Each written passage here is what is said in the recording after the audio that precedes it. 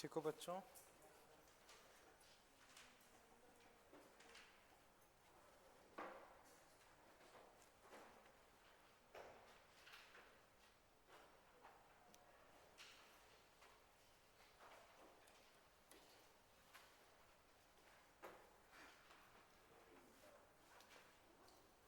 तो बच्चों सबसे पहले हम होमवर्क वाला पार्ट डिस्कस कर रहे हैं, ठीक है?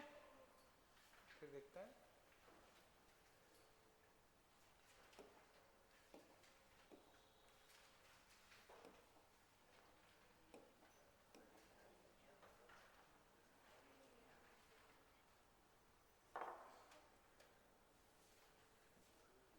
ठीक है बच्चों? तो बच्चों एक बार बच्चों मुझे बताओ, फर्स्ट एक्सरसाइज, इसमें बच्चों जो भी क्वेश्चंस मैंने दिए हों उसमें कहीं दिक्कत लग रही हो तो बताओ बच्चों। फर्स्ट एक्सरसाइज में बोलो बच्चों, कहीं कोई दिक्कत लग रही हो? ठीक है। सेकंड बच्चों, इसमें सेकंड में ना, ठीक है, ओके। सेकंड में बच्चों वापस देखो, कोई और दिक्कत लग रही हो, ठीक है बच्चों? पहले मैं इसे डिस्कस कर रहा हूँ, ठीक है?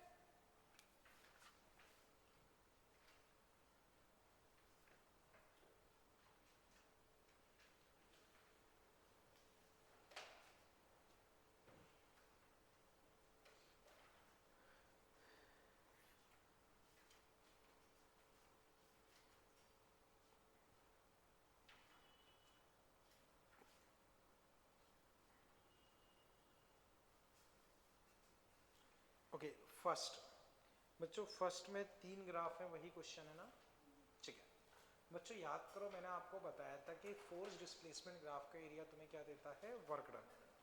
अब यहाँ पे एक्स वाई जेड 3 अलग अलग एक्सिस के ग्राफ हैं, तो हमें तीनों का एरिया निकाल के ओवरऑल वर्क डन निकालना पड़ेगा। तो देखते हैं बच्चों। अब the component of forces acting on A particle varies, वो सब ठीक है।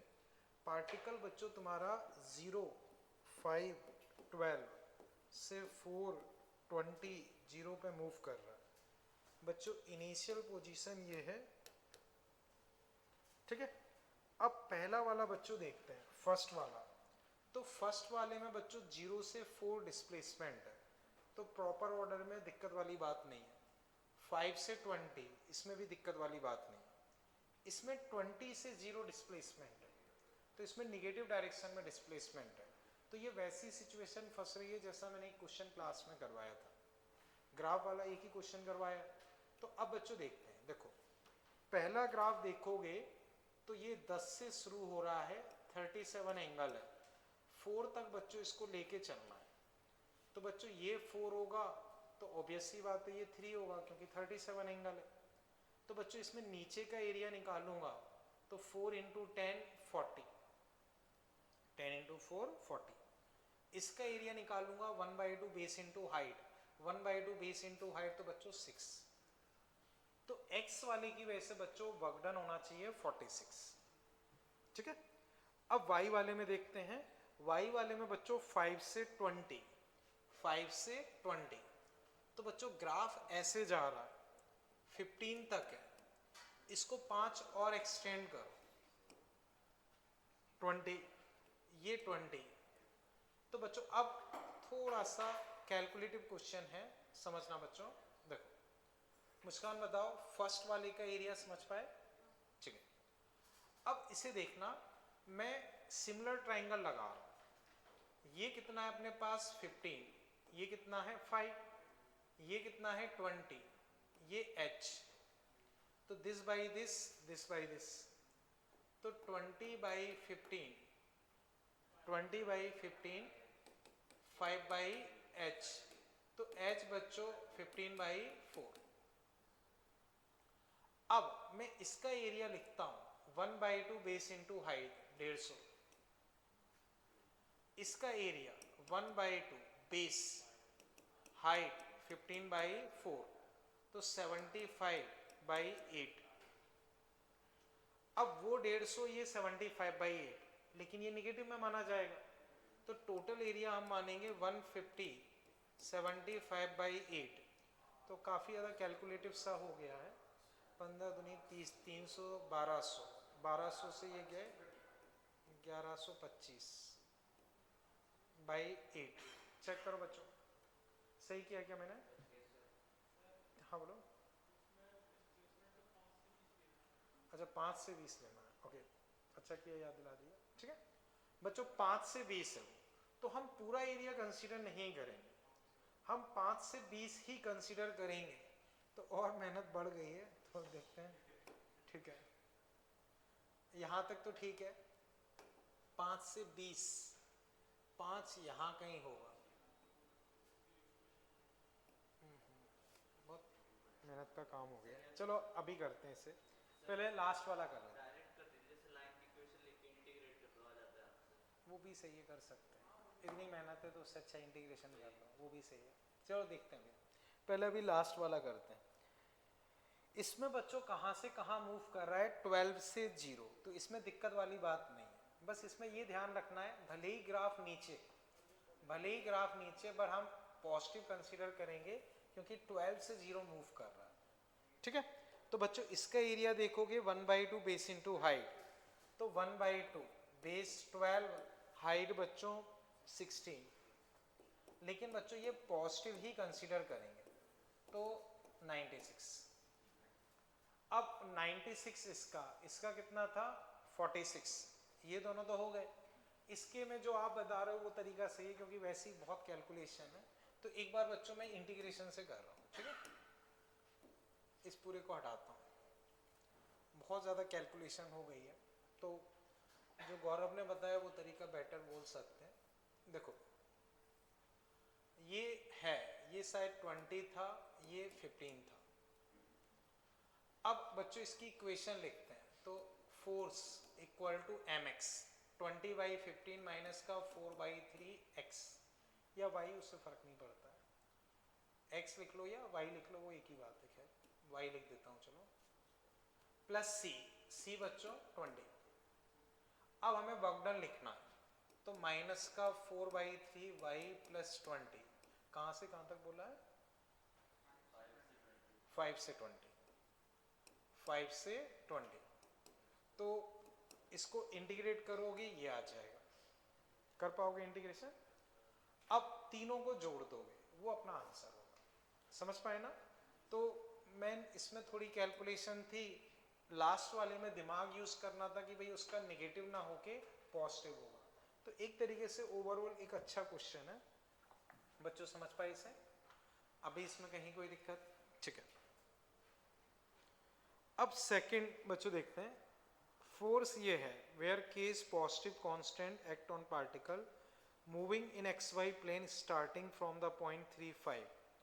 ठीक है, the particle is taking along straight line to 5, 7, work done by force बताना है।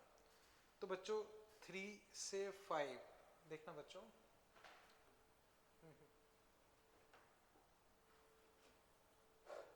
वर्क डन अगर लिखोगे तो x डायरेक्शन का फोर्स है ky dx, kx dx।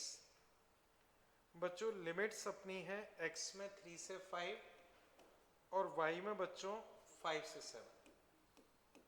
बोलो बच्चों यहां तक कोई दिक्कत? क्लियर है बच्चों? हाँ अच्छा फोर्थ, मैंने सेकंड देख लिया, सॉरी। ठीक है वो गलत मैंने ड्रॉ कर लिया, कोई नहीं। ठीक है फर्स्ट एंड फोर्थ। ठीक है, फोर्थ बच्चों देखो, वर्क डन बाय फोर्स ये है where a is a constant x y in metre.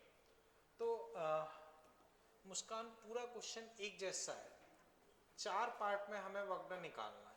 ठीक है, तो कोई एक पार्ट का वर्क डन मैं आपको बता देता हूँ, आप बोलो आप किस पार्ट में पूछना चाह रहे हो। जैसे याद हो हमने कल ऐसा क्वेश्चन किया था, वैसा ही है।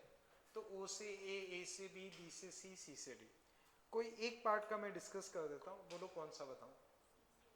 सी से, ठीक है, मैं ये वाले पार्ट का डिस्कस कर देता हूँ। ठीक है, अब समझो इस पॉइंट के कोऑर्डिनेट क्या होंगे, 0, D। क्योंकि डी डी है, ठीक है। अब देखो, अब अगर मैं इसे सॉल्व करता हूं तो वही तरीका है, x का फोर्स अगर लिखोगे तो a y square d x, और y का फोर्स है 2ax स्क्वायर डी वाई। अब अगर मैं इस पार्ट में सॉल्व कर रहा हूं तो x 0 से 0 है,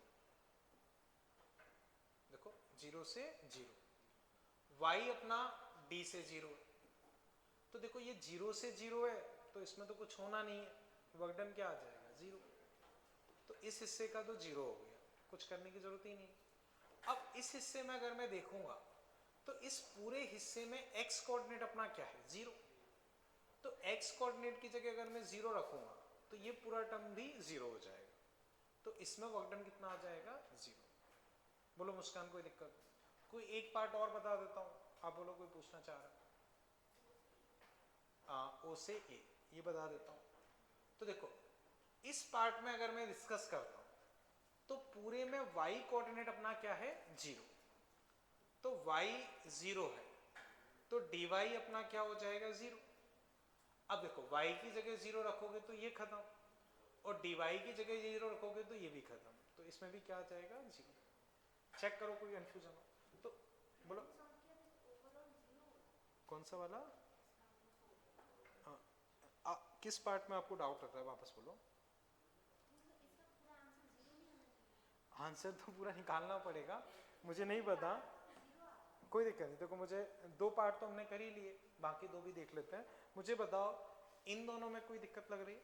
ठीक है, मान लो अगर मैं इस पार्ट को डिस्कस करूं, इस पार्ट को, तो इस पार्ट में तुम देखोगे तो d, 0 d, d, तो इस पूरे पार्ट में देखोगे तो x कोऑर्डिनेट d है, तो चेंज इन x कितना होगा 0, तो ये टर्म 0।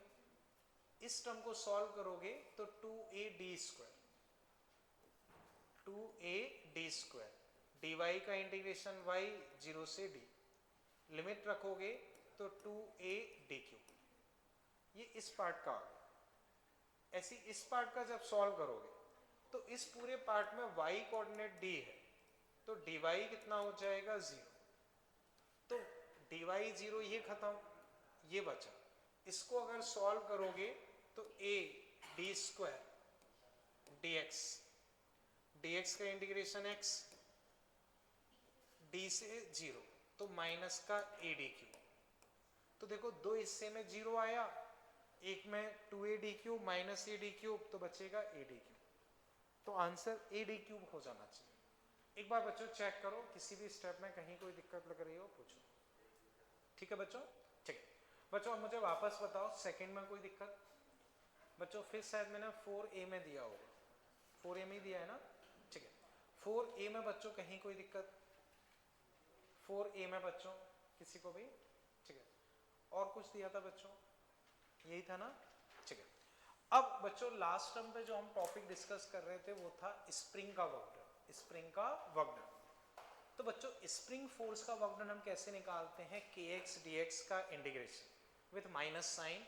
तो फाइनली जो हमें अपने दिमाग में फिट रखना वो ये है कि स्प्रिंग का वर्क डन होगा हाफ के x इनिशियल का स्क्वायर माइनस x फाइनल का स्क्वायर। इनिशियल फाइनल क्या होंगे? तो बच्चों इनिशियल फाइनल कंप्रेशन या इलोंगेशन, और हमेशा कहाँ से मेजर करते हैं? नेचुरल लेंथ से।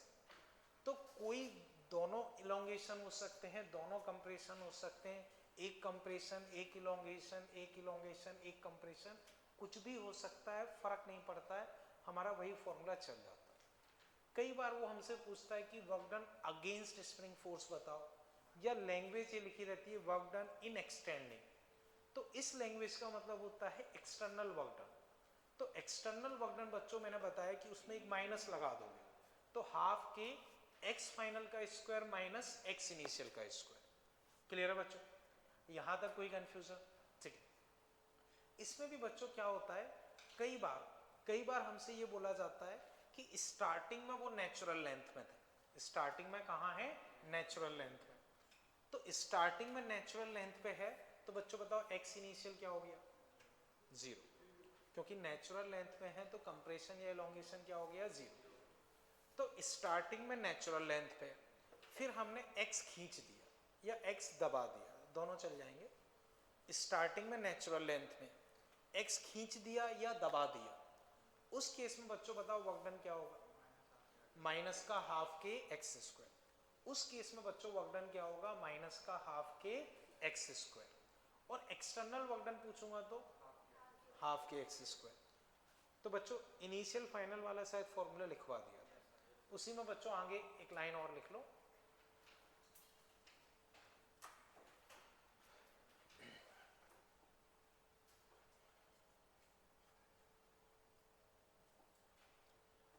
बच्चों आगे इस तरह से लिख लो, work done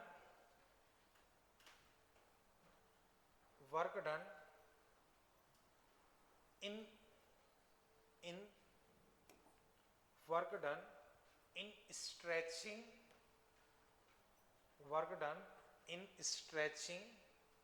or compressing, work done in stretching or compressing spring, work done in stretching or compressing spring by distance x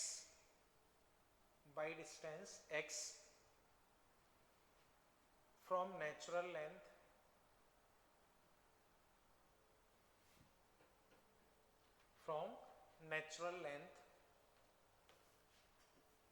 तो बच्चों मैं लिख रहा हूं स्प्रिंग का वर्क डन, एक्सटर्नल का नेगेटिव, ठीक है ना, एक्सटर्नल या अगेंस्ट कुछ भी पूछता है वो एक ही बात है, हाफ की x square with minus sign, ठीक है।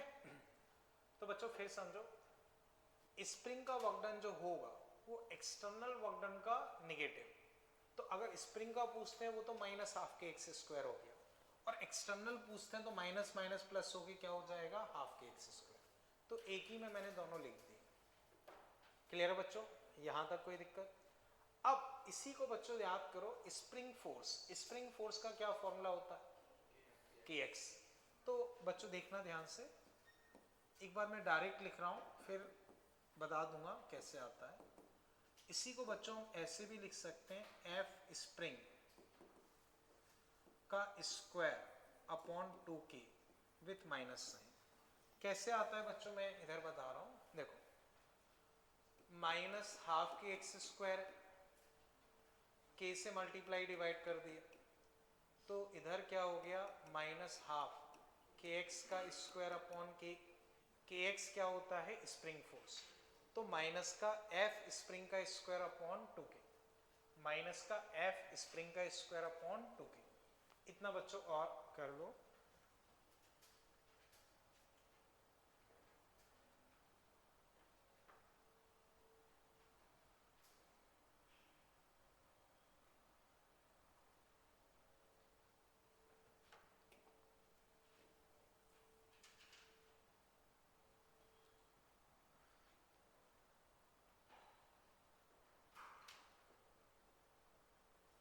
ठीक है, अब बच्चों एक टर्म हम लोग पढ़ते हैं पोटेंशियल एनर्जी।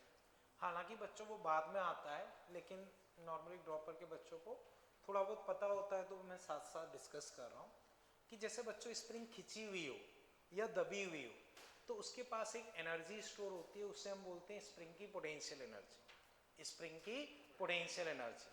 तो बच्चों नेचुरल लेंथ पे वो अपने पास कोई एनर्जी स्टोर नहीं करती, तो नेचुरल लेंथ पे उसके पास कितनी एनर्जी होगी, 0। अगर हम उसे x खींच दें या x दबा दें, दोनों ही केसेस में उसके पास एनर्जी स्टोर होती है जो कि हाफ के एक्स स्क्वायर हो जाती है। जो हम वर्क करते हैं वही एनर्जी के टर्म्स में स्टोर हो जाता है। तो बच्चों हाफ के एक्स स्क्वायर ही क्या हो जाएगी, स्प्रिंग की पोटेंशियल एनर्जी। हाफ के एक्स स्क्वायर या ये अपने पास क्या हो जाएगा, स्प्रिंग की पोटेंशियल एनर्जी। क्लियर है? तो बच्चों आगे एक लाइन और लिख लो, energy store in spring, energy store in spring energy store in spring और potential energy of spring, energy store in spring और पोटेंशियल एनर्जी ऑफ स्प्रिंग और potential energy of spring in above case energy store in spring और potential energy of spring in above case. तो बच्चों half के x square, potential energy क्या हो जाएगी half के एक्स स्क्वायर। फोर्स के टर्म्स में लिखना चाहो तो एफ स्प्रिंग का स्क्वायर अपॉन 2k, फोर्स के टर्म्स में लिखना चाहो तो एफ स्क्वायर बाई 2k।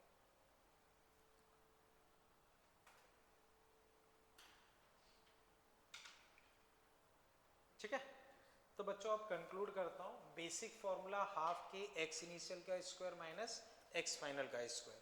ये स्प्रिंग का वर्क डन, एक्सटर्नल चाहिए तो माइनस लगा दो। नेचुरल लेंथ से एक्स खींच रहे हो या दबा रहे हो, हाफ के एक्स स्क्वायर माइनस, वो स्प्रिंग का है। एक्सटर्नल या अगेंस्ट चाहिए तो एक माइनस लगा दो। नेचुरल लेंथ से अगर एक्स खींच रहे हो या दबा रहे हो तो एनर्जी स्टोर हाफ के एक्स स्क्वायर और फोर्स के टर्म्स में एफ स्क्वायर बाई 2k। यहाँ तक कोई दिक्कत? अब बच्चों कुछ क्वेश्चन सिंपल से इसमें पूछे गए जो कि मैं डायरेक्टली डिस्कस कर रहा हूँ, लिखवा नहीं रहा हूँ, तो वो चीज़ बच्चों समझो। यहाँ तक क्लियर है? जैसे बच्चों एक दो बार क्वेश्चन ये पूछा गया है, आप लोग डायरेक्टली आंसर बताना कि मान लो एक केस में सेम एक ही स्प्रिंग वही है, स्प्रिंग वही है, या मान लो दो स्प्रिंग है, एक K1 या K2 कर देता हूं, एक K है एक 2K है, दोनों को सेम खींचा है, दोनों को सेम खींचा है। बताओ किस केस में वर्क डन ज्यादा होगा? किस केस में वर्क डन ज्यादा होगा? दोनों के लिए इलोंगेशन सेम, किस केस में वर्क डन ज्यादा होगा? दूसरे वाले में। बच्चों ये रहा एक्सटर्नल वर्क डन तुम्हारे पास क्या है, हाफ के एक्स स्क्वायर, एक्स सेम है हाफ सेम है, जिसका के ज्यादा उसका वर्क डन ज्यादा। तो बच्चों वापस समझो, दोनों को सेम अमाउंट से खींचा है, किसके लिए वर्क डन ज्यादा है? दूसरे वाले के लिए। कोई दिक्कत? ठीक है। फिर बच्चों बोला दोनों को सेम फोर्स से खींचा, दोनों को सेम फोर्स से खींचा, अब किस में वर्क डन ज्यादा? ऊपर वाले में। क्यों? क्योंकि अब बच्चों एक्सटर्नल फोर्स का वर्क डन एफ स्प्रिंग का स्क्वायर अपॉन 2k, तो फोर्स तो दोनों के लिए सेम है, 2 सेम है, k जिसका कम है उसके लिए वर्क डन ज्यादा। तो ये दो एक बार आपके एग्जाम में पूछा गया। अब क्वेश्चन में एग्जैक्टली ये था, K1 K2 था और दे दिया था कुछ K1 is greater than K2 और फिर कंपैरिजन करवाया। समझ पाए ना बच्चों? कोई दिक्कत? तो उसमें बच्चों ये फॉर्मूले यूज हो जाते हैं। यहां तक कोई कंफ्यूजन बच्चों? क्लियर है? ठीक है। फिर बच्चों और कुछ डायरेक्ट क्वेश्चंस कैसे हैं, जैसे समझो 0 से 5 सेंटीमीटर मान लो खींच दी, वर्क डन W है। 0 से 5 सेंटीमीटर खींचने पे वर्क डन W है, तो 10 सेंटीमीटर पे वर्क डन कितना होगा?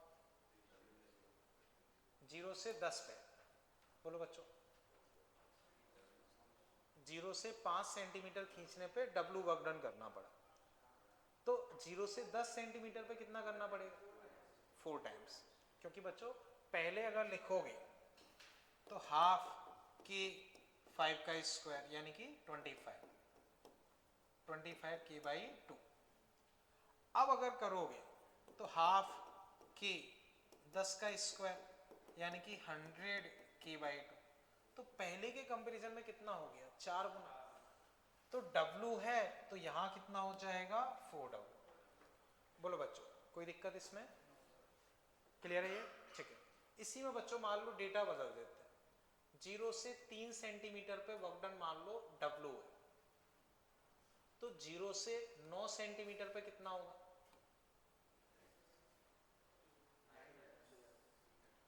सही है बच्चों, 3 टाइम्स इलोंगेशन है तो उसका स्क्वायर 9 टाइम्स। इसी में एनर्जी का टर्म्स आ जाता है कि 0 से 5 सेंटीमीटर पे एनर्जी स्टोर U है, तो 10 सेंटीमीटर पे एनर्जी स्टोर 4U, इसमें U, इसमें 9U। ये चीज क्लियर है? कोई दिक्कत बच्चों इसमें? ठीक है। इसी में बच्चों कई बार फिर ये पूछ लेते हैं कि इसमें वर्क डन W, तो 5 से 10 सेंटीमीटर का वर्क डन बताओ, 3W। 5 से 10 में क्या करोगे, देखो 0 से 10 4W, वो W तो ये 3W, या फॉर्मूला लगा दो हाफ के वो वाला। समझ पाए बच्चों? इस तरह के क्वेश्चंस में कहीं कोई दिक्कत? क्लियर है बच्चों? और देखो बच्चों, फिर बच्चों कई बार साइन जजमेंट का क्वेश्चन होता है, साइन जजमेंट का, तो ऐसे ही देख के बताना है बच्चों। याद रहे स्प्रिंग का वर्क डन लिखना है, किसका? स्प्रिंग का। एक बार मैं फॉर्मूला लिख रहा हूं, हाफ के एक्स इनिशियल का स्क्वायर एक्स फाइनल का स्क्वायर। सिचुएशन बच्चों ये है कि पहले 2 सेंटीमीटर कंप्रेस थी, बाद में 3 सेंटीमीटर इलोंगेटेड है, तो आपको केवल वर्क डन का साइन बताना है। सही है बच्चों? 4 माइनस 9 कंप्रेशन इलोंगेशन से तो फर्क ही नहीं पड़ता। 4 माइनस 9 क्या आ जाएगा? निगेटिव। वैल्यू भी निकालना चाहो तो निकल आएगी। ठीक, मान लो बच्चों पहले 3 सेंटीमीटर कंप्रेस थी, फिर 2 सेंटीमीटर कंप्रेस है, वर्क डन का साइन क्या होगा?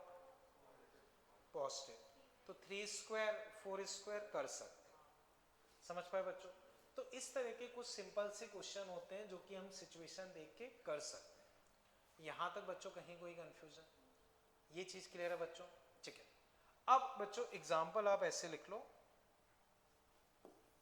एग्जाम्पल बच्चों आप लिख लो, यहां तक तो कोई दिक्कत नहीं है बच्चों? ठीक है। Calculate energy store, calculate energy store in spring, calculate energy store in spring in each case, calculate energy store in spring in each case. ठीक है। देखो बच्चों, फर्स्ट बच्चों आंसर भी बोले नहीं, बस आप करते चलें, फिर बाद में मैं एक साथ डिस्कस करता हूं। इक्विलिब्रियम में पूरा सिस्टम हमेशा अपना क्या है? इक्विलिब्रियम में।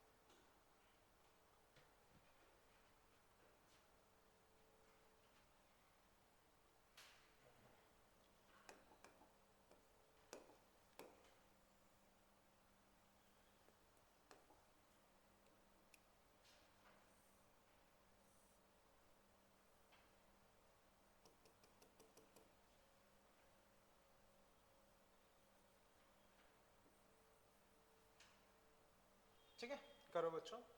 हर केस में तुम्हें क्या लिखना है? एनर्जी स्टोर लिखना है। हर केस में एनर्जी स्टोर लिखना है। ठीक है।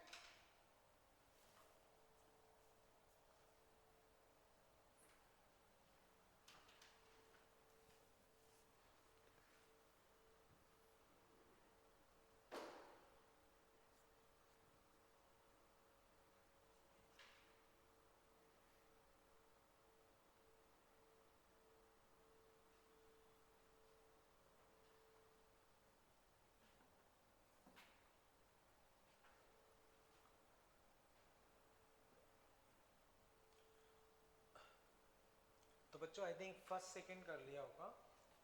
ओके, फर्स्ट बच्चों तुमसे उपाया नंदिनी, बोलो। मुस्कान तुमसे, ओके। नितिन तुमसे उपाया फर्स्ट, हाफ के नहीं, ओके। कृष्णा तुमसे उपाया फर्स्ट, ओके। तुम्हारा क्या नाम था? शिवांशु। शिवांशु तुमसे उपाया फर्स्ट, ओके। अरुण तुम, सिद्धार्थ तुम, ओके। चलो वंश तुम, 2k होना चाहिए। देखो बच्चों, एनर्जी अपने पास क्या होती है? F स्प्रिंग का स्क्वायर अपॉन 2k, ठीक है। अब इस केस में mg इधर, स्प्रिंग फोर्स इधर, तो स्प्रिंग फोर्स किसके बराबर होगा? mg के। तो बस आंसर बच्चों तुम्हारे पास क्या हो जाएगा? mg का स्क्वायर अपॉन 2k, खत्म। बोलो बच्चों, कहीं दिक्कत हो? ठीक है ना बच्चों? ओके। अब एक बार बाकी कर लो, फिर मैं वापस डिस्कस करता हूँ। दीप्ति तुम बताओ, तुमसे अगर सेकंड हो पाया। ठीक है, ठीक है बच्चों। देखो सेकंड अगर मैं डिस्कस करूं तो यहाँ mg, तो यहाँ t, यहाँ t, यहाँ स्प्रिंग फोर्स। तो बच्चों t mg के बराबर, t किसके बराबर होगा? mg के। और स्प्रिंग फोर्स बच्चों अपने पास किसके बराबर होगा? 2t, यानी कि 2mg। एक बार चेक करो बच्चों, इसमें कहीं कोई दिक्कत? बोलो बच्चों, ये चीज क्लियर है? ठीक है। अब बच्चों अगर मैं एनर्जी स्टोर लिखता हूं तो एफ स्क्वायर बाई 2k, तो 2mg का होल स्क्वायर अपॉन 2k, तो फाइनली बच्चों 2mg का स्क्वायर अपॉन k, ये लिख सकते हैं। एक बार बच्चों फर्स्ट सेकंड चेक करो, फर्स्ट सेकंड में कहीं कोई दिक्कत हो? बोलो नितिन, फर्स्ट सेकंड में कहीं कोई डाउट? ठीक है ना। अब थर्ड बच्चों एक बार सोचो, फिर मैं डिस्कस करता हूं, ठीक है।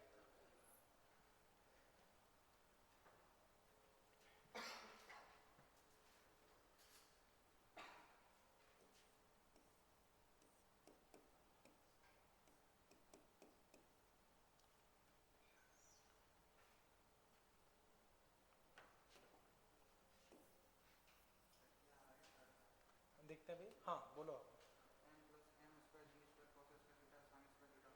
इतना अजीब सा नहीं आएगा, m प्लस एम नहीं आएगा, मतलब वहाँ पे मिस्टेक। mg, एक सेकेंड, मुझे केवल स्प्रिंग फोर्स बताओ, बाकी छोड़ो। स्प्रिंग फोर्स तुमने क्या निकाला? mg tan theta, spring force ये है ना। अभी देखते हैं, बाकी मुझे सही से पता नहीं। एक सेकेंड थोड़ा सा रुको।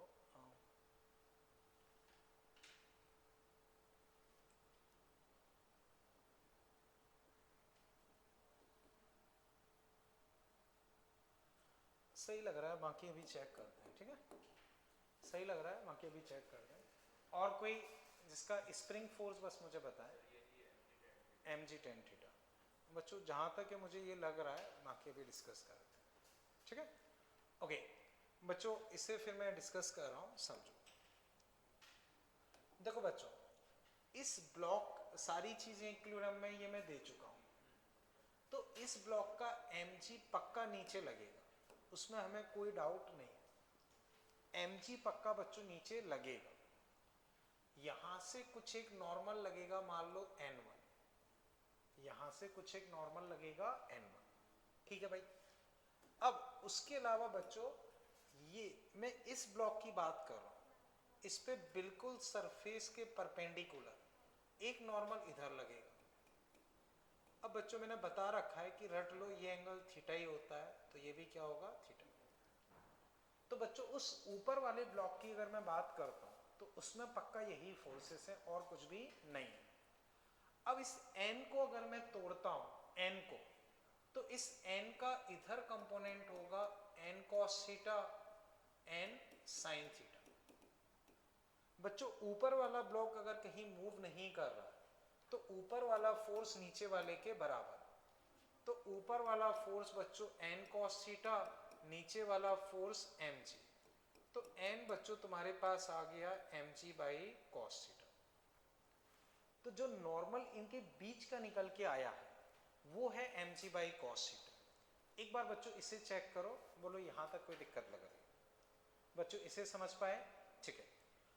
अब बच्चों अगर मैं उस इंक्लाइंड प्लेन की बात करता हूं, इंक्लाइंड प्लेन की,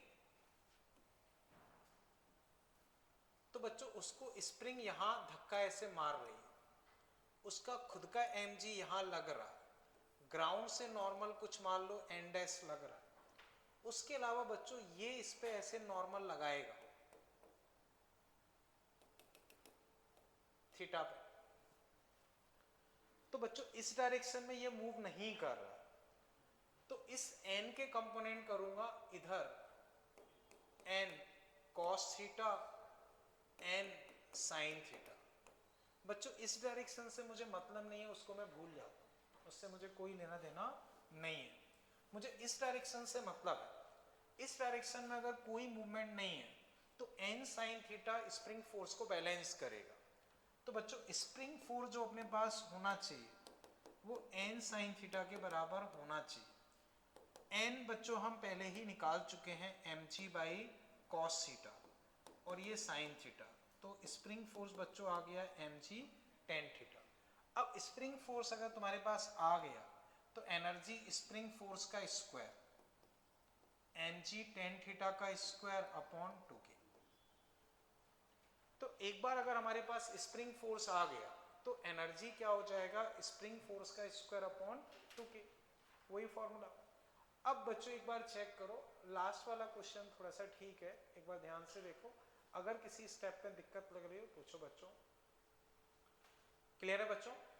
नॉर्मल n cos थीटा उस mg को बैलेंस करेगा, वो हमने कर दिया और सॉल्व कर लिया। चेक करो बच्चों कोई भी दिक्कत हो, ठीक है, कर लो बच्चों फटाफट।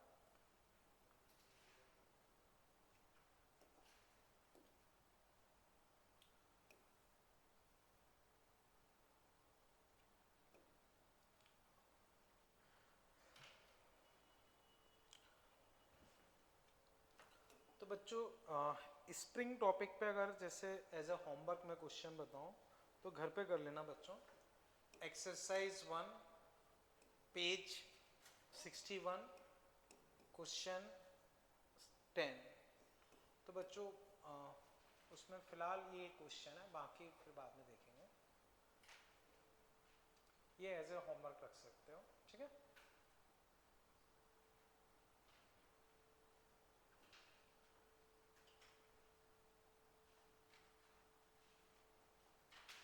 ओके अब इसके बाद बच्चों जो हम नेक्स्ट टॉपिक पढ़ने वाले हैं वो है काइनेटिक एनर्जी। काइनेटिक एनर्जी, तो बच्चों बताओ काइनेटिक एनर्जी का क्या फॉर्मूला होता है? Half m v square.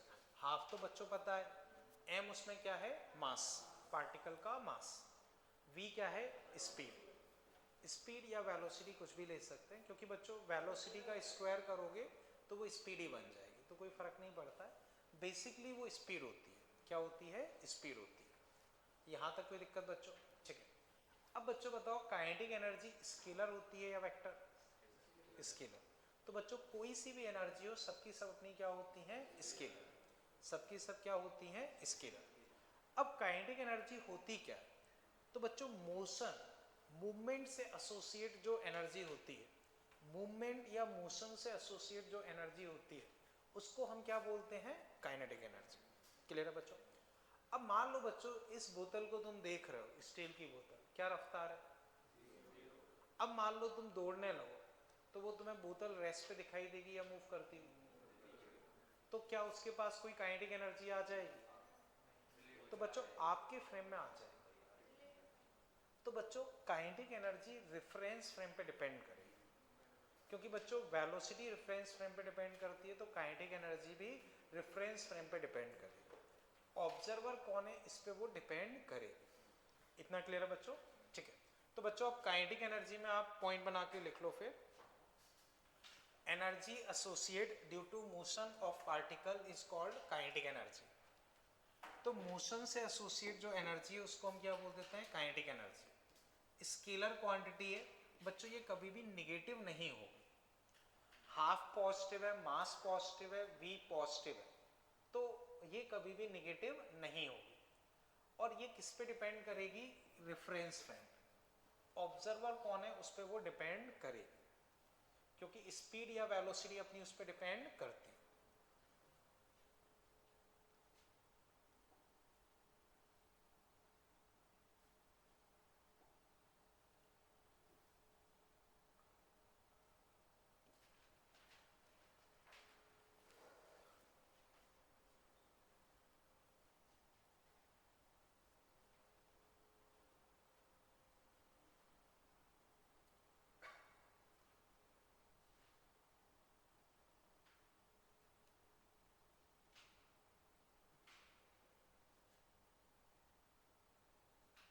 बच्चों की अपने पास क्या है? Kinetic energy.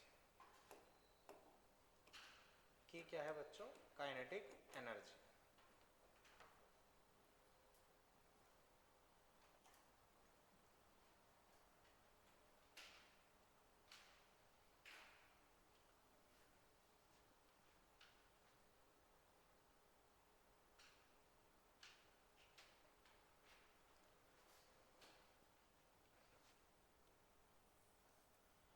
अब जैसे एक सिंपल सा एग्जांपल अगर हम देखें, मास मान लो बच्चों 2 kg, वेलोसिटी मान लो बच्चों दी 2i प्लस जे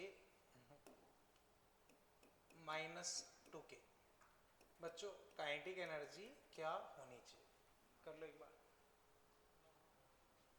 सही है बच्चों। देखो वेलोसिटी ये है, तो वेलोसिटी का मैग्नीट्यूड अगर तुम लिखोगे तो 2 स्क्वायर 1 स्क्वायर माइनस 2 का स्क्वायर कितना आ जाएगा? 3।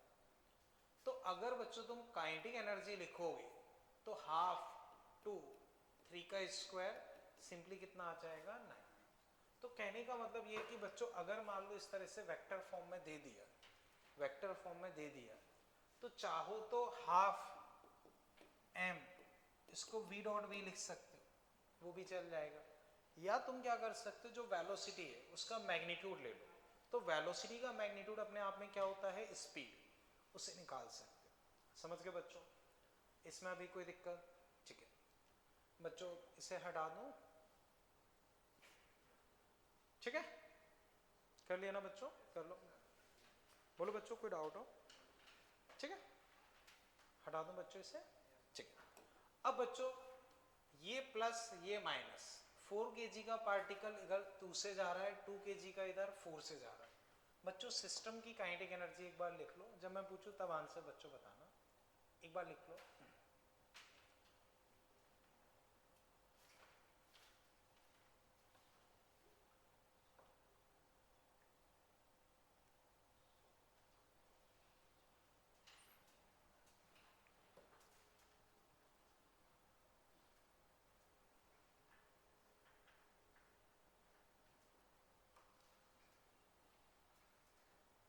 कर लिया बच्चों? ओके बोलो बच्चों क्या होना चाहिए? 16 और 8 कितना हो जाएगा? 24।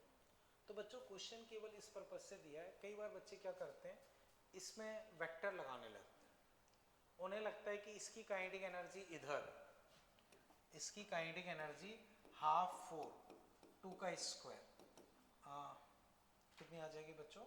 8। ठीक है, इसकी काइनेटिक एनर्जी लिखोगे तो हाफ 2 4 का स्क्वायर 16। तो कई बार बच्चे क्या करते हैं, अगर सिस्टम की काइनेटिक एनर्जी लिखनी है तो 8 इधर 16 इधर सब्ट्रैक्ट होके 8 रह जाएगी, वो गलत है। काइनेटिक एनर्जी बच्चों कभी भी नेगेटिव नहीं होती, तो भले ही वो इधर उधर है उससे फर्क नहीं पड़ता है, वो ऐड ही होगी। तो अल्टीमेटली बच्चों काइनेटिक एनर्जी 24 ही आएगी। ठीक है ना?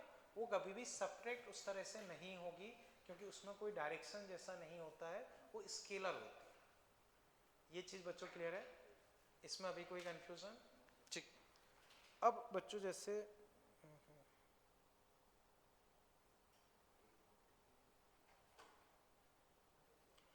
जैसे आप अपने मॉड्यूल में देखना एक बार, पेज 61 क्वेश्चन 13।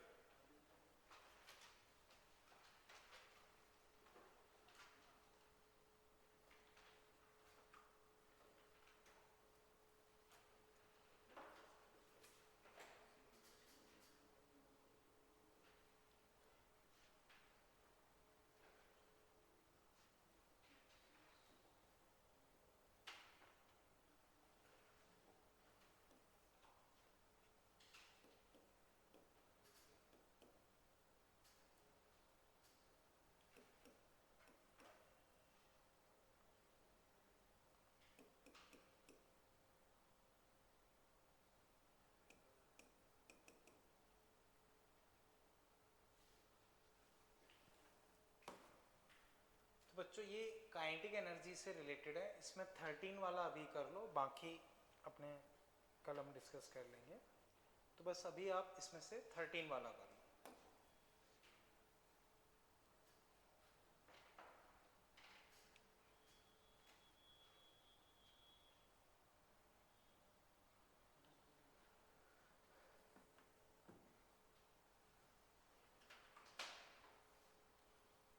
बच्चों 13 बस अभी कर लो, बाकी एज ए होमवर्क रख लेना। आई थिंक कर लिया होगा बच्चों, ठीक है बच्चों, मैं डिस्कस कर देता हूँ, सिंपल सा ही है। देखो बच्चों, फाइनल काइनेटिक एनर्जी इनिशियल से डबल है, फाइनल काइनेटिक एनर्जी इनिशियल से डबल है। अब इनिशियल अगर मैं लिखूंगा तो हाफ एम वी स्क्वायर। अब फाइनल क्या है बच्चों, स्पीड को 2 से बढ़ा दिया, स्पीड को 2 से बढ़ा दिया, तो हाफ एम वी प्लस 2 का स्क्वायर। बच्चों एक बार फिर समझो, बंदे ने अपनी 2 स्पीड बढ़ाई तो उसकी काइनेटिक एनर्जी उसकी स्टार्टिंग से डबल हो गई, यानी कि फाइनल काइनेटिक एनर्जी इनिशियल से डबल है। तो फाइनल इनिशियल से डबल कर दी, डबल इनिशियल बच्चों हाफ एम वी स्क्वायर, और फाइनल 2 स्पीड बनाने के बाद ये। अब बच्चों देखो हाफ एम कट गए, हाफ एम कट गए, मैं दोनों साइड स्क्वायर रूट लेता हूँ, तो v प्लस 2 बच्चों रूट 2 v, स्क्वायर रूट लेने पे ये आएगा, v को उस साइड भेजता हूँ तो 2 equal to root 2 minus 1 into v. तो v बच्चों यहाँ से आ गया 2 अपॉन रूट 2 माइनस 1। यहाँ तक बच्चों कोई दिक्कत? अब बच्चों ऑप्शन में देखोगे तो ऐसा कोई ऑप्शन अपने पास नहीं है, ठीक है ना, ऐसा कोई ऑप्शन नहीं है। अब इसको हम रैशनलाइज करेंगे, बस मैं ये कहना चाह रहा हूँ कि कई बार हम सॉल्व करते हैं, ऑप्शन हो सकता है ना मैच करे, तो हम उसे रैशनलाइज करके देखें कि शायद किसी से मैच कर रहा हूँ। तो इसको अब मैं क्या करता हूँ, रैशनलाइज कर रहा हूँ। तो रैशनलाइज करूंगा तो 2 इंटू रूट 2 प्लस 1, और यहाँ बच्चों 2 माइनस 1, तो बस ये ऊपर वाला आंसर हो जाएगा, यानी कि 2 को और अंदर भेज दो तो आंसर बी हो जाएगा। बच्चों समझ पाए इसे? इसमें बच्चों अभी कहीं कोई दिक्कत? ठीक है ना बच्चों, ओके।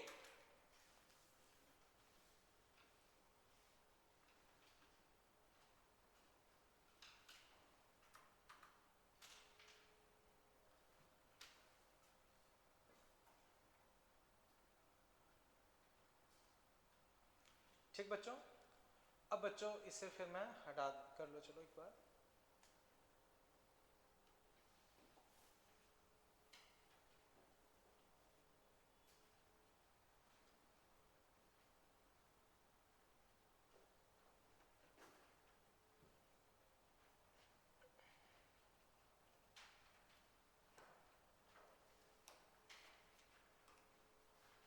ठीक है बच्चों, चलें अभी आगे, ठीक है।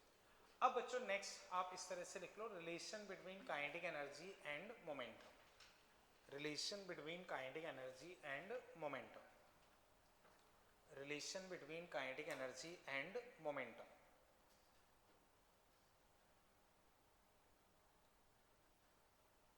ठीक है, अब बच्चों सिंपल सा रिलेशन है, देखो कि अपने पास क्या होता है, half m v square, half बच्चों मास से मल्टीप्लाई डिवाइड कर दो।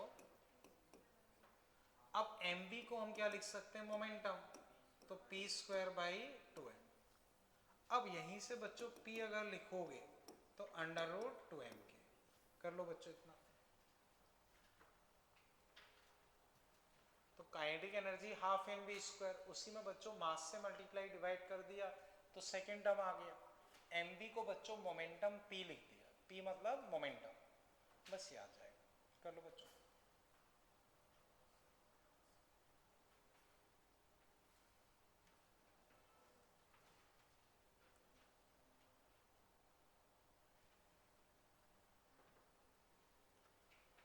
ठीक है बच्चों, ओके। अब बच्चों एग्जाम्पल इस पे कैसे बनते हैं वो हम डिस्कस कर रहे हैं। एग्जाम्पल बच्चों आप इसमें लिख लो,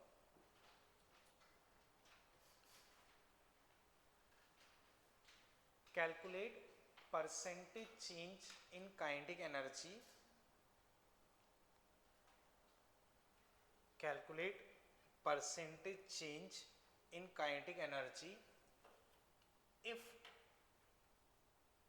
if momentum is ठीक है। तो क्वेश्चन बच्चों ये calculate percentage change in kinetic energy if momentum is. अब ऑप्शंस बच्चों ऐसे ये हैं। फर्स्ट, मान लो बच्चों मोमेंटम बढ़ा दिया, मोमेंटम इसका सिंबल का क्या मतलब है, बढ़ा दिया। और मान लो बच्चों मोमेंटम 0.3% से बढ़ा दिया, मोमेंटम बच्चों 0.3% से बढ़ा दिया, तो बताओ काइनेटिक एनर्जी में कितना चेंज आएगा।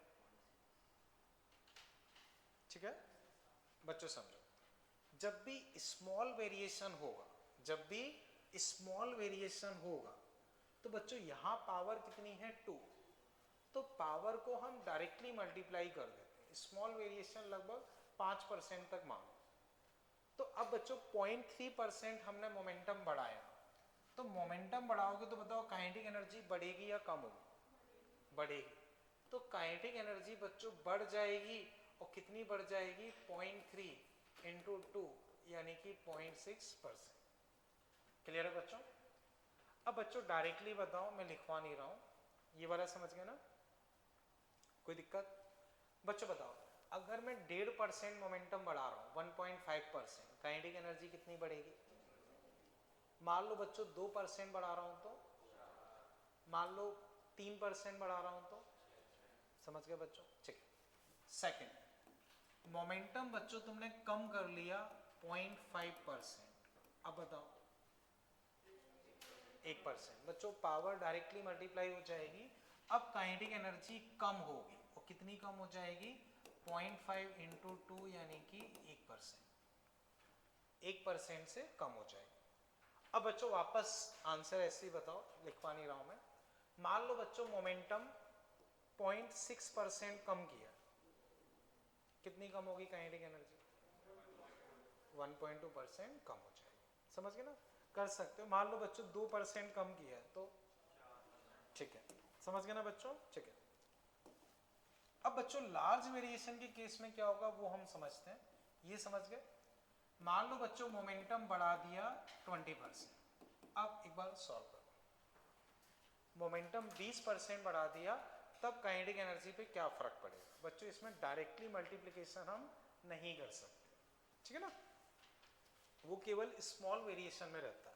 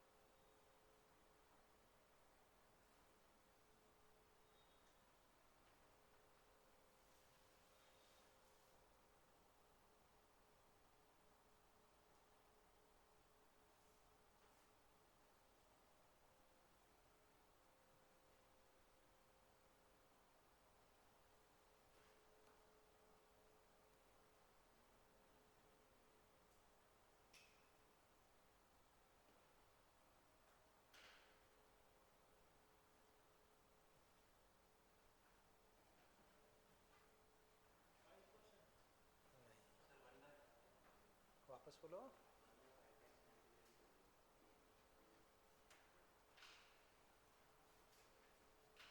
बच्चों पिछले क्वेश्चंस में तो डाउट नहीं है ना। नहीं,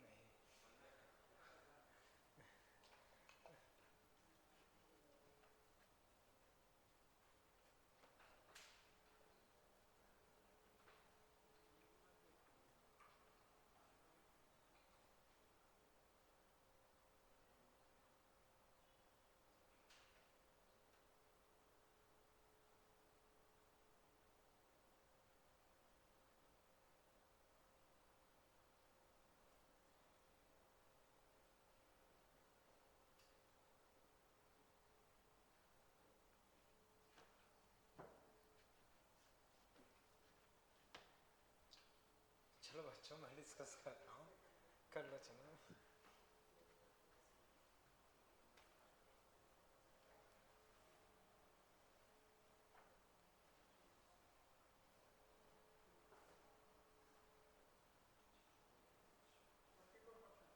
फोर्टी सही। ओके बच्चों देखना, देखो पहले काइनेटिक एनर्जी अपने पास कितनी थी। अगर हम पहले काइनेटिक एनर्जी लिखते हैं तो वो थी पी स्क्वायर बाई 2m। इसको बोल सकते हैं 1p स्क्वायर बाई 2m, एक ही बात है, p स्क्वायर बाई 2m या 1p स्क्वायर बाई 2m। अब नया मोमेंटम अगर मैं लिखता हूं, नया मोमेंटम, तो वो बच्चों पुराना मोमेंटम तो है ही 1p प्लस 20% और है, तो 20 बाई 100p। तो एक तरीके से बच्चों ये 0.2 यानी कि 1.2p। बच्चों समझो, पुराना मोमेंटम तो अभी है ही है, उसमें 20% और बढ़ा दिया तो 20 बाई 100 ये आ गया। यहाँ तक कोई तकलीफ? ठीक है। अब मैं नई काइनेटिक एनर्जी बच्चों लिखता हूँ तो 1.2p का स्क्वायर अपॉन 2m। 1.2 का स्क्वायर बच्चों 1.44 p स्क्वायर बाई 2m। बोलो बच्चों कोई दिक्कत? तो बच्चों वापस समझो, पहले काइनेटिक एनर्जी थी 1p स्क्वायर बाई 2m, अब है 1.44 p स्क्वायर बाई 2m। तो बच्चों 0.44 एक्स्ट्रा आ गया, 0.44 एक्स्ट्रा आ गया, 0.44 एक्स्ट्रा आ गया, उसको 100 से मल्टीप्लाई कर दो तो 44% हो गई, 44% बढ़ गई। समझ गए ना बच्चों?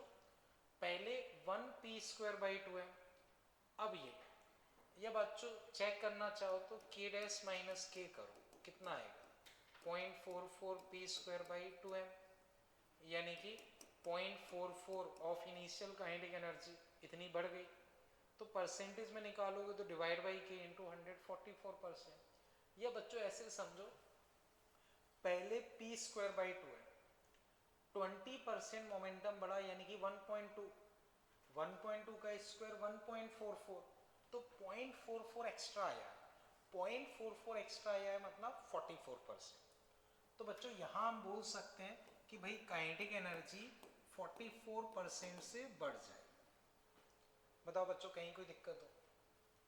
समझ पाए ना बच्चों? अब ऐसे बच्चों फिर मुझे बताओ, अगर मान लो मैं मोमेंटम बढ़ा रहा हूँ 10%, क्या आना चाहिए?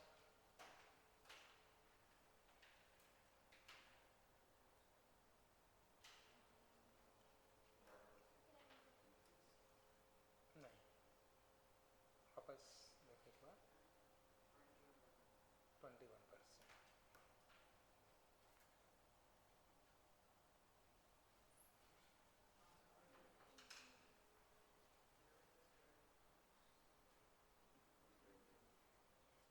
ठीक है ना बच्चों? जैसे यहाँ 10 लिखोगे तो यहाँ 1.1 आएगा, यहाँ 1.1, तो यहाँ 1.21 आएगा। 1.21 मतलब 0.21 एक्स्ट्रा है, 0.21 एक्स्ट्रा है तो 21%। बच्चों समझ पाए इसे? ठीक है। ऐसे बच्चों देख के डायरेक्टली बताओ, अगर मान लो 30% बढ़ाते तो क्या आता? 0.69 मतलब 69%। 1.3 का स्क्वायर 1.69, 69%। ठीक है। अब बच्चों फिफ्थ, मोमेंटम 20% कम कर दिया, कम कर दिया। अब एक बार सोचो, 20% कम कर दिया। बच्चों पिछले क्वेश्चंस में कोई डाउट तो नहीं ना, अप टू 4 क्वेश्चंस तक? अब मोमेंटम बढ़ाने की जगह कम कर दिया है 20%, अब क्या फर्क पड़ेगा?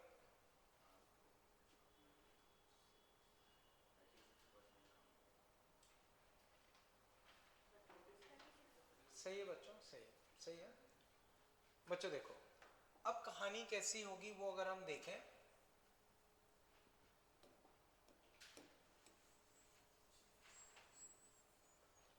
जैसे बच्चों पहले ये था नया मोमेंटम बच्चों 1p -20/100p यानी कि बच्चों 0.8p।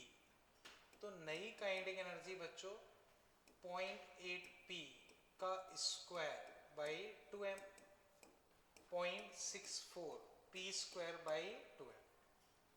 तो बच्चों पहले 1p स्क्वायर बाई 2m था, अब है 0.64 p स्क्वायर बाई 2m।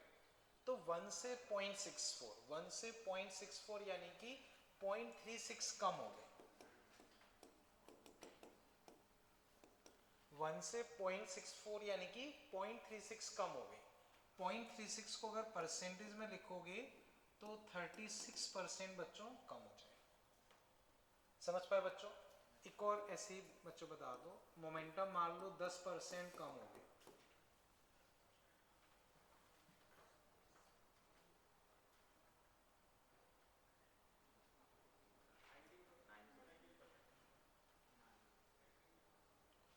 जैसे 10 तो यहाँ 0.9p आएगा, 0.9 का स्क्वायर 0.81। बच्चों यहाँ 10 लिखोगे तो 0.81, तो 1 से 0.81 मतलब 0.19 कम हो गया। 0.19 कम हो गया मतलब 19% कम हो जाए। तो बच्चों आई थिंक आप कर पाओगे, कोई दिक्कत इसमें? तो स्मॉल वेरिएशन बच्चों यहाँ या कहीं और आता है, किसी भी सिचुएशन में आता है, तब हम डायरेक्टली पावर को मल्टीप्लाई कर देते हैं। 5% तक मान लो, उतना हार्ड एंड फास्ट नहीं है पर 5% मान सकते हैं। लार्ज वेरिएशन में हमें प्रॉपरली जैसे हमने अभी डिस्कस किया वैसे सॉल्व करना होता है। बोलो कुछ कहना चाह रहे हैं? हाँ वैसे वो पता चल जाता है, उतनी दिक्कत नहीं आता है। ठीक है, ओके ठीक है बच्चों। अब नेक्स्ट हेडिंग बच्चों इसमें लिख लो work energy theorem. Work energy theorem short में बच्चों इसे WET बोल देते हैं। Work energy theorem WET। तो बच्चों बताओ, किसी को भी पता हो वर्क एनर्जी थ्योरम क्या रहती है?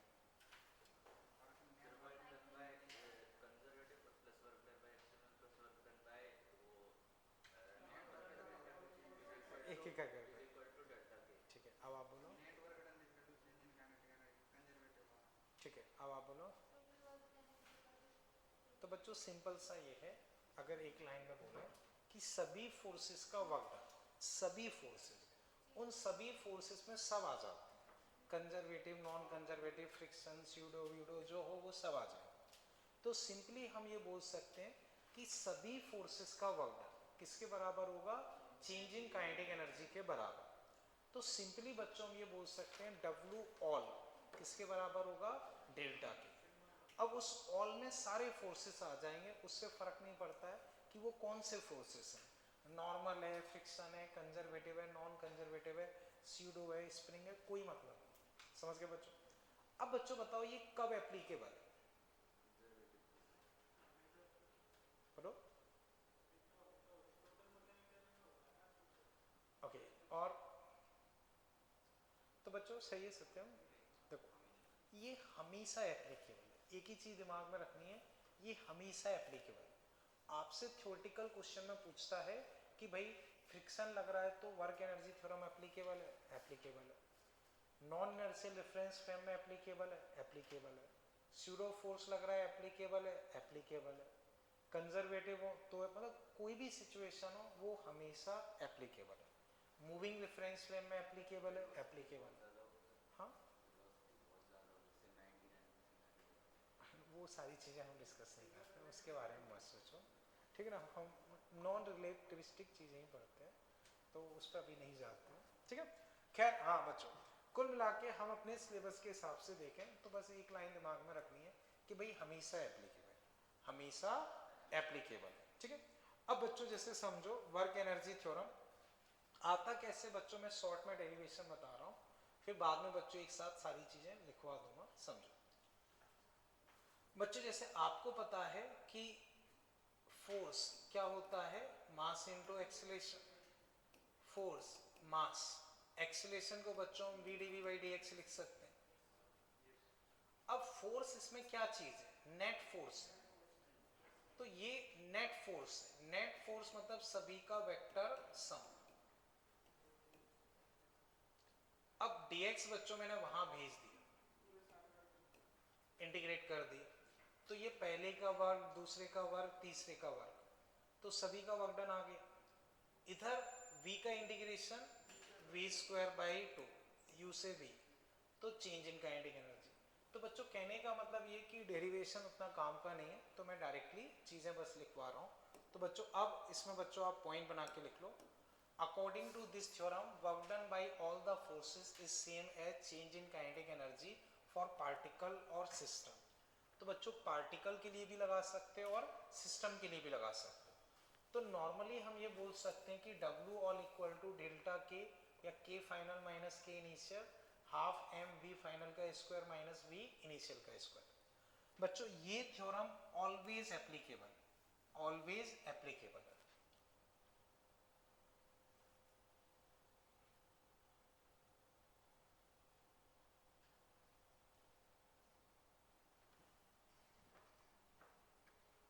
फिर बच्चों लास्ट पॉइंट मैंने ये लिखा है, work done by net force, work done by net force is same as work done by all forces. Work done by net force is same as work done by all forces.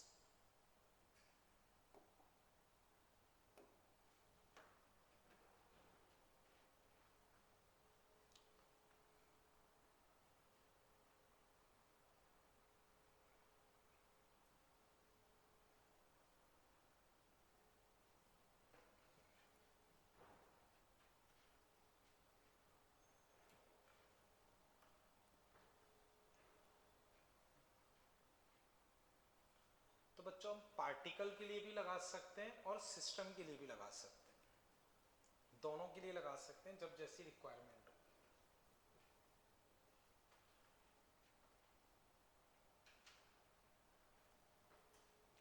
अब बच्चों last line का क्या मतलब है वो अभी मैं explain करता हूँ, बाकी चीजें बच्चों हमने डिस्कस कर ली, ठीक है ना। लास्ट लाइन में एक बार वापस बताता हूँ।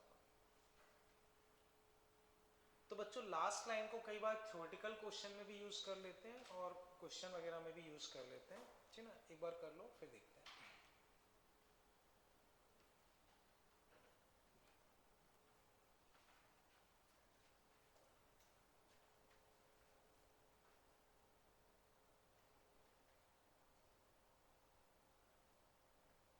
ठीक है बच्चों, कर लिए इतना, कर लो। अब बच्चों लास्ट लाइन का क्या मतलब है वो समझो। Work done by net force, तो जो नेट फोर्स का वर्क डन होता है वो सभी फोर्सेस के वर्क डन के बराबर होता है। नेट फोर्स का वर्क डन किसके बराबर होता है, सभी फोर्सेस के वर्क डन के बराबर होता है। कैसे आता है बच्चों, तो वो यहां आओ बच्चों, ये नेट फोर्स था, नेट फोर्स, जैसे इसी को बच्चों देखना, net force m v d v y d x, यहां भेजना f net d x m v d v. तो ये चीज क्या है, नेट फोर्स का वर्क डन। और नेट फोर्स को बच्चों अगर मैं तोड़ तोड़ के लिख दूं, तो ये पहले का वर्क डन, दूसरे का वर्क डन, तीसरे का वर्क डन, तो नेट फोर्स का वर्क डन किसके बराबर है, सभी फोर्सेस के वर्क डन के बराबर। समझ गए ना बच्चों। तो यही मैंने लास्ट लाइन में लिखवाया है कि work done by net force is same as work done by all forces. ये चीज बच्चों समझ गए। तो अब बच्चों कंक्लूड करें तो सिंपली दिमाग में ये रखना है, W all equal to delta K, W all equal to delta K, उस ऑल में सारे फोर्सेस आ जाएंगे और वर्क डन जो हम लेंगे वो विथ साइन लेंगे। वर्क डन बच्चों कैसे लेंगे, विथ साइन। इतना क्लियर है बच्चों, ठीक है। अब बच्चों इस पर बहुत तरह के क्वेश्चंस बनते हैं, बहुत तरह के क्वेश्चंस बनते हैं जो कि हम डिस्कस करते हैं। तो यहां तक बच्चों क्लियर है ना, ठीक है। एग्जाम्पल बच्चों अगर हम इसमें देखें तो लेट से बच्चों सबसे पहले एफ एक्स मान लो बच्चों, ये 10, ये मान लो बच्चों मैंने दे दिया 6, ये मान लो बच्चों मैंने दे दिया कुछ 9, ठीक है, ओके। मास बच्चों मान लो मैंने दे दिया 2 kg, इनिशियल वेलोसिटी बच्चों मान लो मैंने दे दी 2 मीटर पर सेकेंड, ठीक है। क्वेश्चन बच्चों ये है find velocity at x equal to 9। Initial velocity से मतलब है at x equal to 0। x equal to 0 पे वेलोसिटी क्या है बच्चों 2। तो बच्चों क्वेश्चन प्रॉपरली क्या है मैं बताता हूँ। फोर्स और डिस्प्लेसमेंट ग्राफ ये दे रखा है, x 0 पे वेलोसिटी 2 है, मास 2 है, फाइनल या 9 पे वेलोसिटी बतानी है। एक बार बच्चों अपने हिसाब से करो फिर मैं डिस्कस करता हूँ।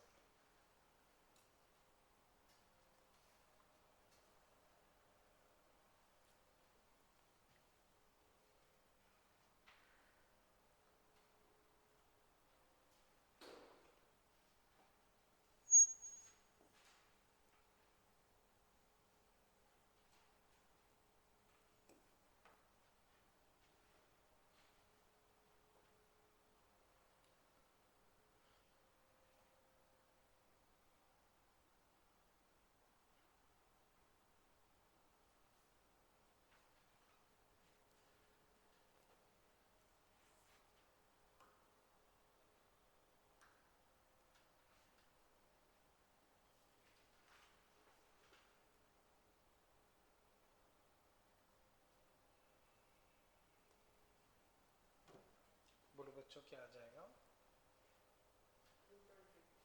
√20 19। देख लेते हैं बच्चों। देखो बच्चों ये डेटा मैंने नहीं दिया है, पर हम सिमेट्री से बोल सकते हैं कि ये 6 ये 3 तो ये 10 ये 5 होना चाहिए, या सिमिलर ट्राइंगल वो कैसे भी कर सकते बच्चों 5 आएगा। ये चीज क्लियर है बच्चों। अब बच्चों अगर मैं इतना एरिया लिखता हूं तो 1/2 base into height, 1/2 base into height बच्चों 30। इसका निकालूंगा 1/2 base, base is 3 height is 5 तो 15/2 मतलब माइनस का 7.5। एक बार बच्चों चेक करो इसमें कहीं कोई दिक्कत तो बताओ। थोड़ा सा मैंने डायरेक्ट किया है, कोई दिक्कत बच्चों, ठीक है। अब बच्चों हमें पता है कि फोर्स डिस्प्लेसमेंट ग्राफ का एरिया क्या देता है, वर्क डन। तो बच्चों एरिया अपने पास टोटल कितना हो गया, W equal to half m v final का स्क्वायर माइनस v इनिशियल का स्क्वायर। और वर्क डन बच्चों मेरे पास कितना हो गया है, वर्क डन मेरे पास बच्चों हो गया है 22.5। ये तो कट ही गया, v फाइनल का स्क्वायर माइनस 4। चेक करना बच्चों अगर मैं कहीं मिस्टेक करूं, 26.5 v फाइनल का स्क्वायर। बच्चों आपका 19 कैसे आ गया?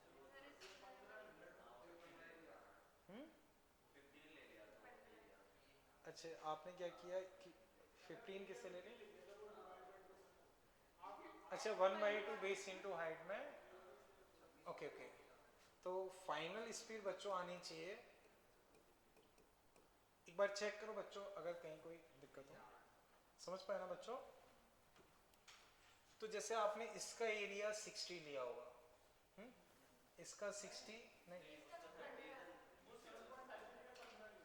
अच्छा वो 7.5 की जगह आपने 15 ले लिया, आपने इसको भी 10 मान लिया।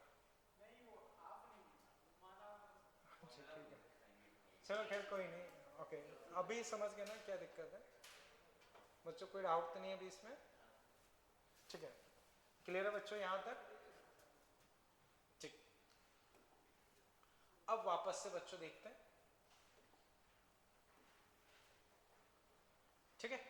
अब देखना बच्चों फोर्स टाइम, मान लो बच्चों ये सिचुएशन दी है,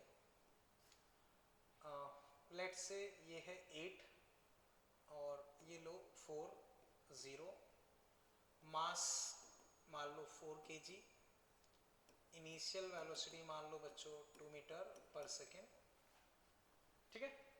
इनिशियल वेलोसिटी 2 मीटर पर सेकेंड। तो बच्चों इसमें आपको क्या करना है, calculate work done for 0 to 4 second. अब बच्चों एक बार ट्राई करो, पिछले में कहीं कोई दिक्कत लग रही हो पूछो आराम से।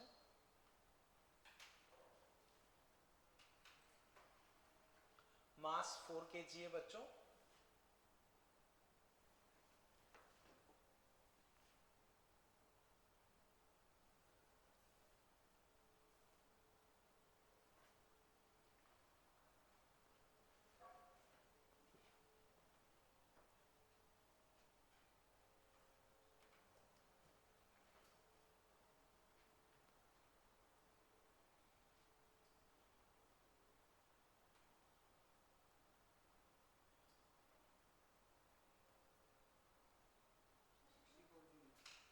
सिक्सटी फोर देखते हैं आपने क्या किया आदित्य। ठीक है, अप्रोच ठीक है। 32 आपने क्या किया है। ओके, और कोई देखो अप्रोच ठीक है, बाकी आंसर देखते हैं बच्चों। देखो इसमें जल्दबाजी में जो एक मिस्टेक होती है वो मैं बता रहा हूँ, पहले वो समझते हैं। अधिकतर बार क्या होता है, थोड़ा हमें याद नहीं रहता है, हमसे वर्क डन पूछा है तो हम सीधा एरिया निकाल लेते हैं। तो बच्चों एफ एक्स ग्राफ का एरिया तुम्हें वर्क डन देता है, एफ एक्स ग्राफ का एरिया तुम्हें वर्क डन देता है। कई बार बच्चे क्या करते हैं, जल्दबाजी में इसका एरिया निकाल लेते हैं और उसी को वर्क डन की जगह रख देते हैं, जो कि गलत है। इसका एरिया आपको वर्क डन नहीं देता है, इसका एरिया हमें क्या देता है, चेंज इन मोमेंटम। इसका एरिया बच्चों में क्या देता है, चेंज इन मोमेंटम। तो बच्चों अब अगर मैं एरिया लिखता हूँ 4 8 16, चेक करो बच्चों अगर मैंने कहीं मिस्टेक की। अब 16 इक्वल टू बच्चों यहाँ एरिया होगा चेंज इन मोमेंटम, तो 16 4 v final minus v initial.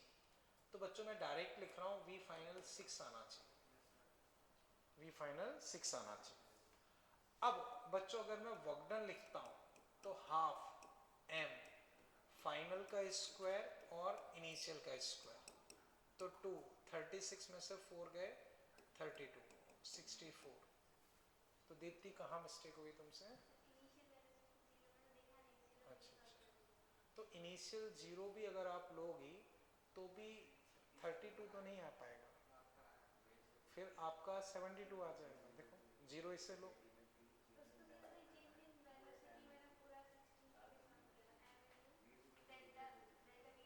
Okay आपने इसको यहाँ भी कंसीडर नहीं किया। ओके ओके,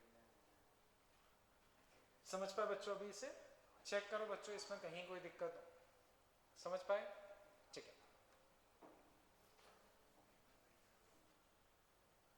बच्चों। फर्दर इसमें देखते हैं नेक्स्ट पैटर्न बच्चों। अगर हम देखें नेक्स्ट पैटर्न, तो नेक्स्ट पैटर्न बच्चों इस तरह से हो जाता है। आपको एक इस तरह से कुछ अजीब सा फंक्शन दे देंगे, लाइक 2x की पावर 1/4 प्लस मान लो कुछ 1, या मान लो चलो और अगर हम इसमें करना चाहें तो 3x की पावर हाफ प्लस 1, ठीक है। मास बच्चों आपको दे दिया 2 kg। Find work done by force for x equal to, लेट से बच्चों आपको दिया x इक्वल टू 16 2, या x इक्वल टू 1 से कर देता हूँ, x equal to 1 2 x equal to 16। अब बच्चों एक बार ट्राई करो, मास तुम्हें दिया है 2 kg, वेलोसिटी बच्चों इस तरह से दे दी, और वर्क डन बाई फोर्स या work done by net force उस तरह से पूछ सकते हैं, या टोटल वर्क डन, लैंग्वेज कुछ भी हो फर्क नहीं पड़ता, उस तरह से पूछते हैं। तो चाहे तो टोटल वर्क डन बोल सकते हैं, work done by net force बोल सकते हैं, ठीक है ना। एक बार ट्राई कर लो फिर मैं डिस्कस करता हूँ।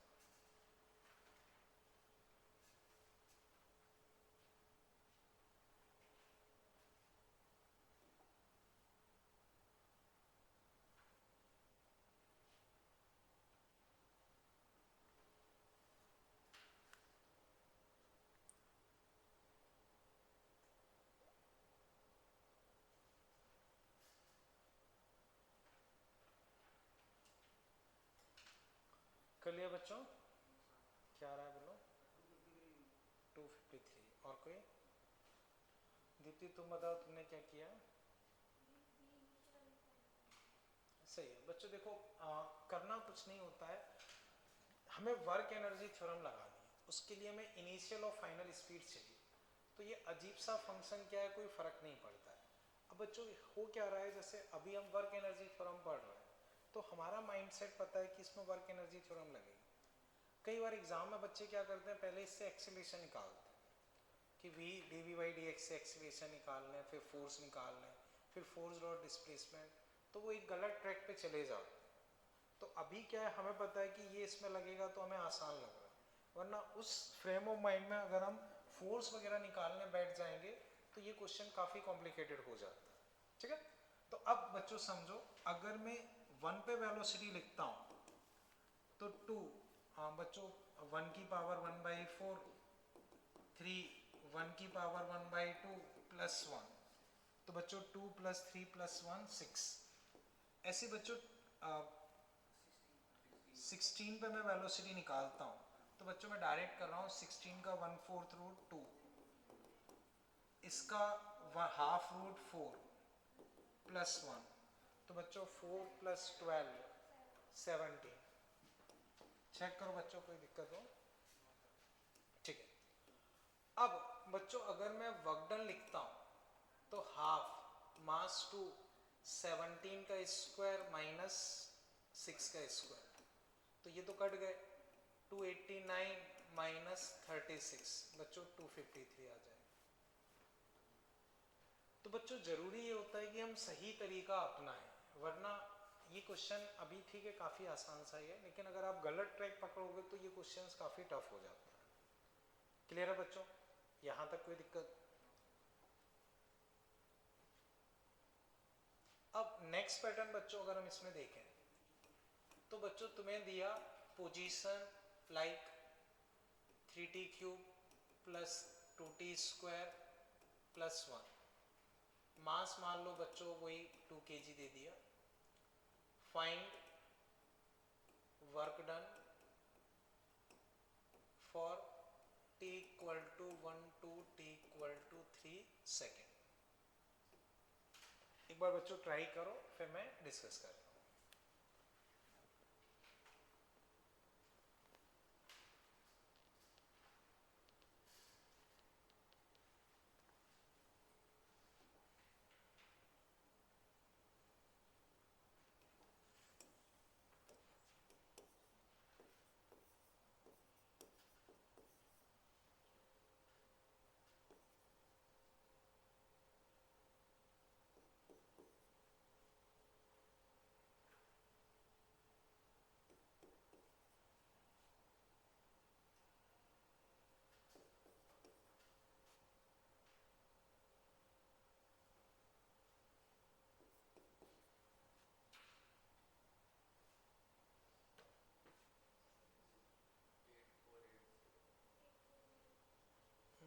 जस्ट एक सेकेंड बच्चों,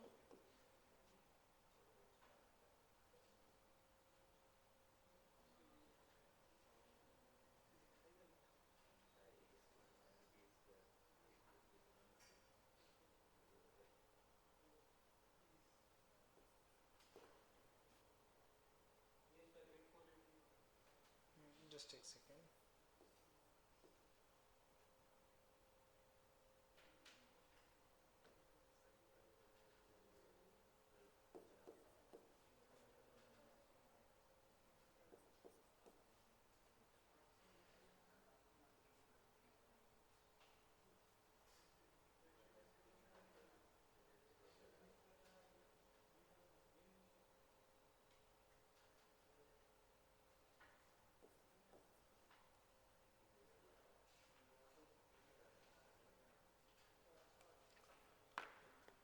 ओके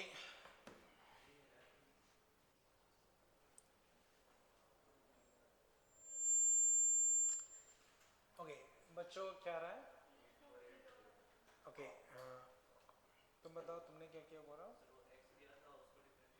सही है बच्चों, देखो बिल्कुल सही है, समझो इसको डिफ्रेंशिएट करोगे 90² 40, सही है ना बच्चों? ठीक है, अब 1 सेकेंड में बच्चों लिखोगे तो बच्चों मैं डायरेक्ट लिख रहा हूँ 13।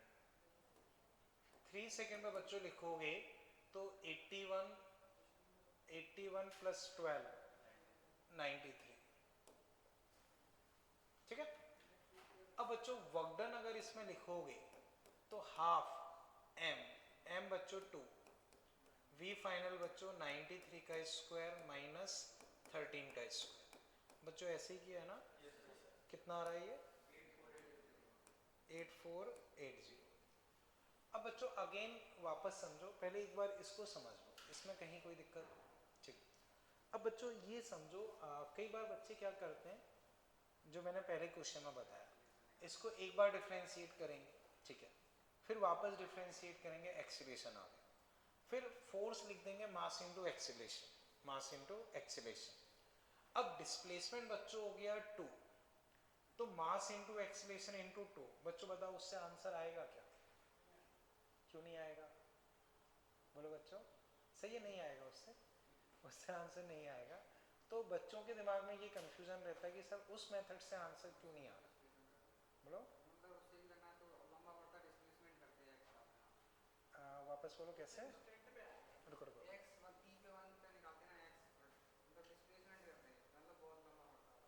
देखो मैं बताता हूँ। एक्चुअल में क्या है कि फोर्स कांस्टेंट, आप फोर्स इनटू डिस्प्लेसमेंट करोगे तो उसके लिए फोर्स कांस्टेंट होना चाहिए। तो होता ये है कि बच्चों ये अगर 2 डिग्री की इक्वेशन तो उसमें फोर्स कांस्टेंट आ जाएगा, आंसर मैच कर जाएगा, तो बच्चों के दिमाग में सेट हो जाता है कि नहीं उस तरह से भी हम कर सकते हैं, क्योंकि एक दो केस में आंसर आ जाएगा। अब लेकिन अगर फोर्स कांस्टेंट नहीं होगा तो उस केस में बच्चों आंसर नहीं आएगा, उस केस में आंसर नहीं आएगा। उस केस में बच्चों करना क्या पड़ेगा, आपने फोर्स निकाल लिया मास इनटू एक्सीलरेशन तक, वहां तक सही है, वहां तक सही है। फिर बच्चों आपको डिस्प्लेसमेंट डिफरेंशियल फॉर्म में लिखना पड़ेगा। जैसे मान लो तुमने dx by dt लिखा, v क्या है? dx by dt, 90 स्क्वायर 40, तो इस dt को उधर भेज दो। अब f dx, इन दोनों का मल्टीप्लाई, एक बार डिफरेंशिएट किया फोर्स आया, इन दोनों का मल्टीप्लिकेशन करके फिर टाइम को हम इंटीग्रेट करेंगे तब आएगा। तो कहने का मतलब ये कि इस मेथड से करने का कोई मतलब नहीं है। मेन चीज ये कि थोड़े टाइम बाद हो सकता है कि आप यही अप्रोच लगाओ कि 2 बार डिफरेंशिएट करके एक्सीलरेशन निकाल लिया, फिर फोर्स निकाल लिया, और फिर फोर्स इनटू डिस्प्लेसमेंट से कर लो। तो उस केस में कुछ केस में आंसर आ जाएंगे, कुछ केस में आंसर नहीं आएंगे। किस केस में आंसर आ जाएंगे? जहां फोर्स कांस्टेंट हो रहा है, बाकियों में नहीं आएंगे। तो उसी वजह से बेटर मेथड ये है। उससे करने जाओगे तो मैंने बताया वो बहुत अजीब सा हो जाता है, होने को हो जाएगा पर मतलब नहीं। इतना समझे बच्चों? ठीक है। अब बच्चों जैसे जो हमने वर्क एनर्जी थ्योरम अभी पढ़ा है, उसके बेसिस पे अगर हम देखेंगे तो बच्चों ये क्वेश्चंस एक बार आप अटेम्प्ट कर लेना। कुछ क्वेश्चंस इसमें थोड़े से टफ हैं तो वो कोई दिक्कत नहीं, आप तो अटेम्प्ट कर लेना, जो नहीं बनेंगे वो हम लोग डिस्कस कर लेंगे, ठीक है ना बच्चों? तो इतना आप लोग कर लेना, बाकी फिर बच्चों